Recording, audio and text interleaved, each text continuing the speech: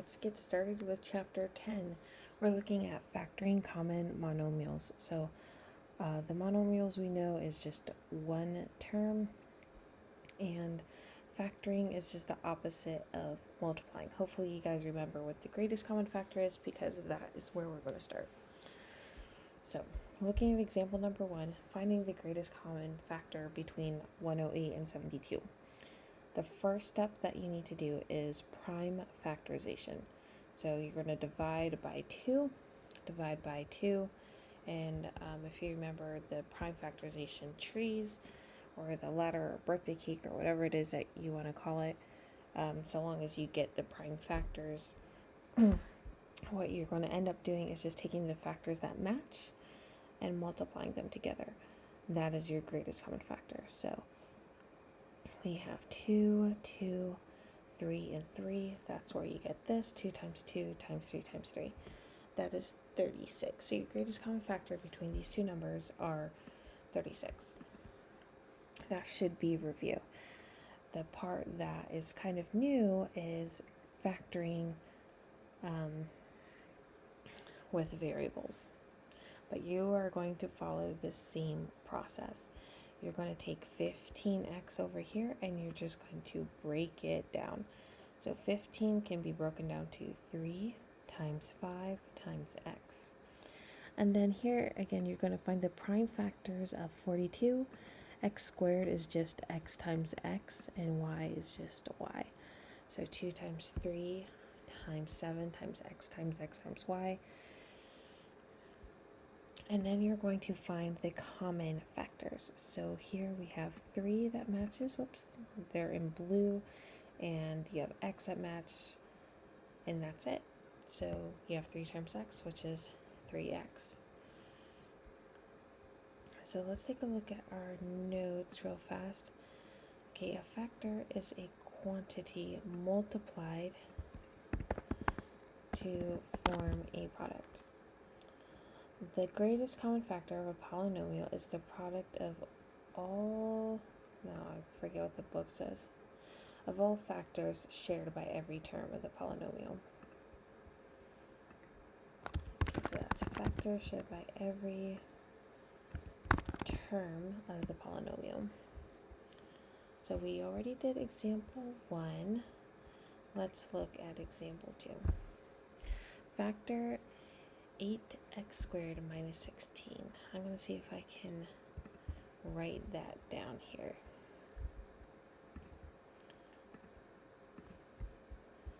Okay. 8x squared minus 16. So we're going to look at these two terms, and we're going to break it down. 8 can be written as, okay, we have 8 can be divided by 2 times 2 times 2 times x times x. And then we have 16, which is 2 times 2 times 2 times 2. Well, it's like that 4 times. I know this is kind of messy. So the ones that match are going to be this guy, and this guy, and this guy. And if you're pretty fluid with this, you can see that, oh, they both, I can take out an 8 out of here. But if not, then I recommend breaking it down so that way you can see that process. So now I have that it's 2 times 2 times 2 is the greatest common factor. That's just 8. So I'm going to pull 8 out of each term.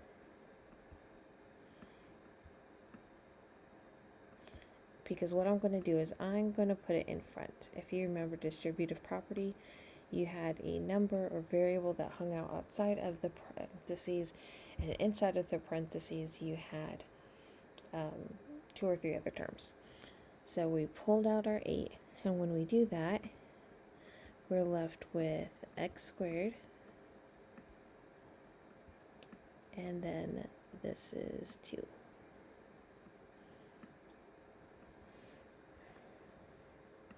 Okay, so that is how we factored 8x squared minus 16. Let's take a look at our notes again. Factoring monomials from a polynomial. And these are just the steps that the book gives us.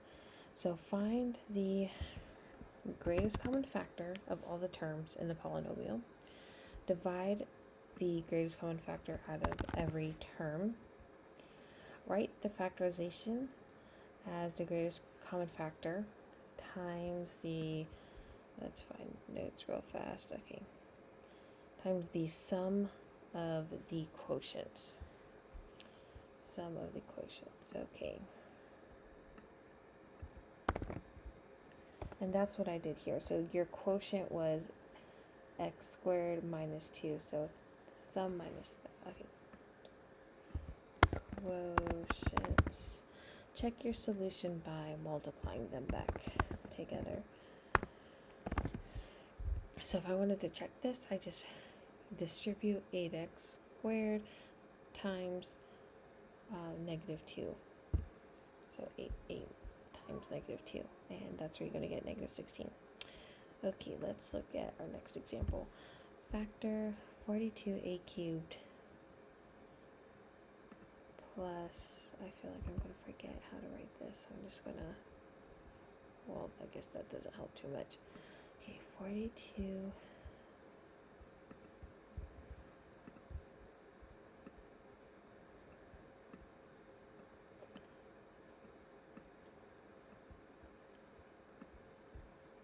plus 14a.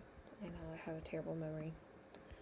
Okay, we're going to do the same process. So we're going to break down our terms to prime factorizations. So 42, I believe, was one of the ones that was already broken down before.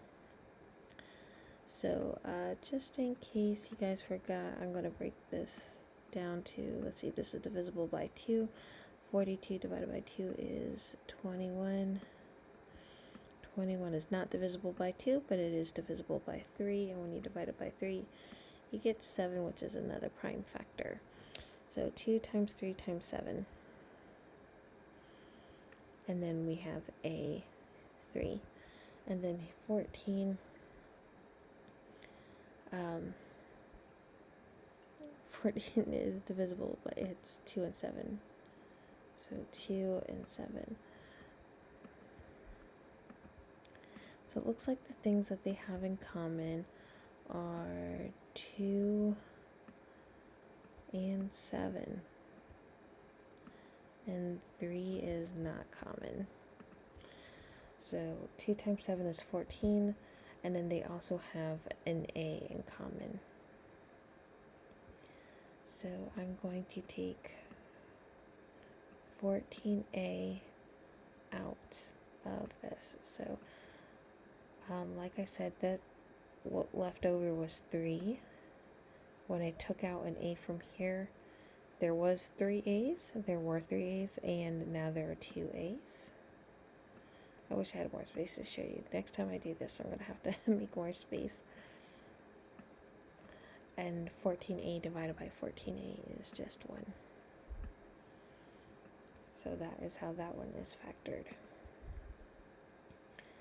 I want to look at one that maybe is a little harder. Okay, yeah, let's look at example 6.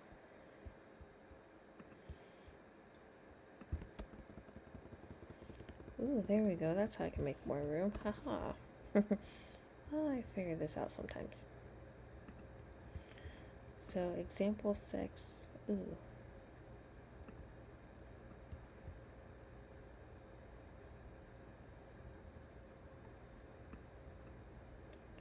Well, that didn't work out the way I wanted it to.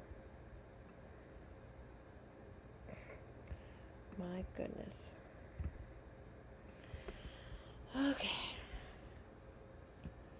Example 6 has this part I'm going to type out.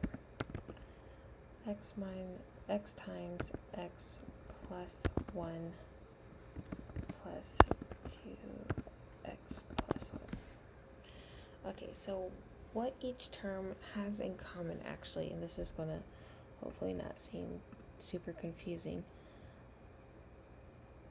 because factors are just being multiplied. This technically, what's in the parentheses is a factor. And here is another factor. So guess what? Both of these terms, because they only have two terms, have x plus 1. So I'm going to pull out that whole thing.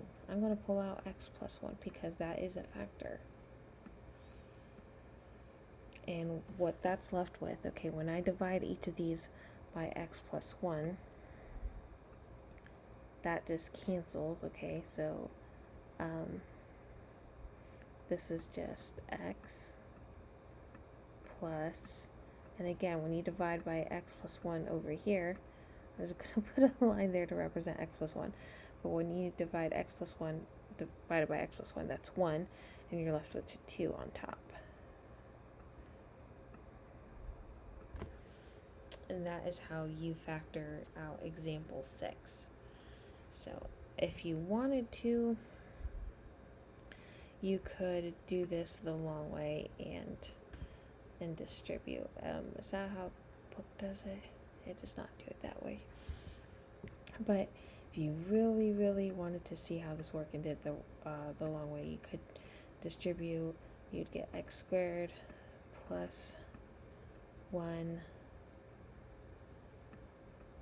plus 2x plus 1.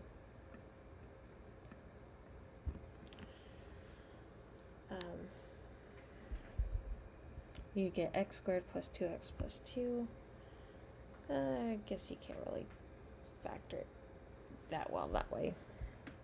Anyway, I'd recommend doing it this way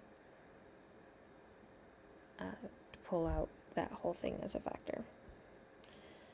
And let's actually look at another example because I know this can be really confusing.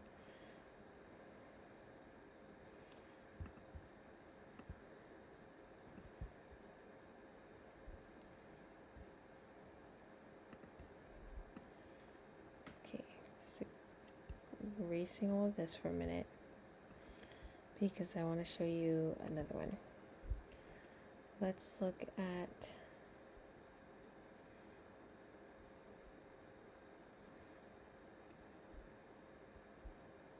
Let's look at 11. Okay, we have a squared minus a. So a squared is just a times a minus a. And each term have a in common. So when I pull it out, and that's what I'm going to do right here, when I pull it out, I'm going to divide each term by what I have decided to pull out. So this cancels, and I'm left with a right here minus, and a divided by a is just 1. And that is how you factor that guy. As always, let me know if you have any questions, if you need to do more one-on-one time. I am available. Just shoot me a message on Microsoft Teams. Hope that helped.